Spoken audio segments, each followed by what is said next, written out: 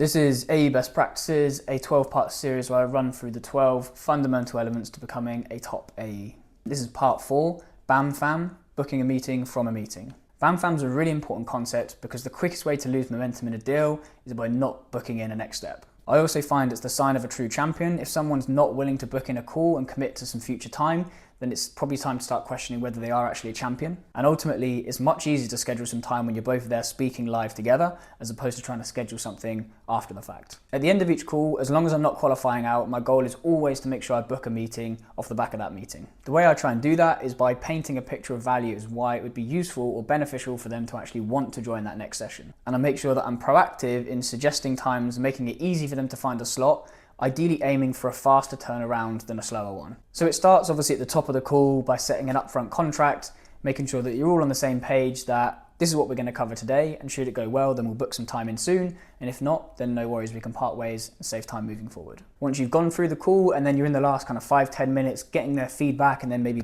creating a bit of a plan of action, what I'll do is I'll try and paint the picture in terms of the value of them joining the next session. Something along the lines of, Mr. or Mrs. Prospect, typically at this stage, I would run a secondary session where we can bring in a solutions engineer to dive into that aspect of things that you were looking for from a more technical perspective. And I'd also start to shape the ROI expectations. So we've got an ROI calculator that I can showcase the monetary value that the solution can have once we get it live.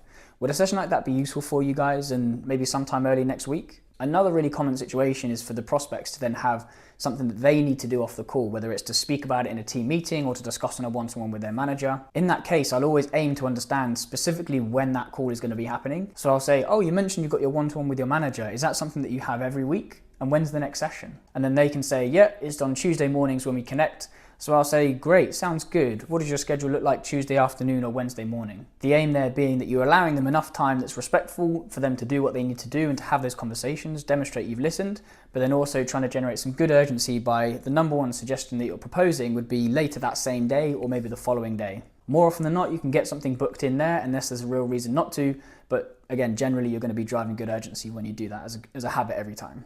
Sometimes prospects will push back and say, hey, actually I don't want to book in a next step. And I think it's really important to challenge people at least twice when they do this. The first way I'll do this is by saying, hey, look, the last thing you need is me chasing you in your inbox. I'll put a placeholder in for say Wednesday afternoon and you can let me know nearer the time if that slot works or if we need to find a new one. And if there is again pushback off the back of that, I find it's really important to actually challenge the prospect and ask them, hey, why are you not open to connecting next? I'll do that by saying, hey, sometimes when people aren't open to scheduling an additional session, it can be that they're actually going off the boil a little bit and they're not actually seeing the value that we can bring to the table.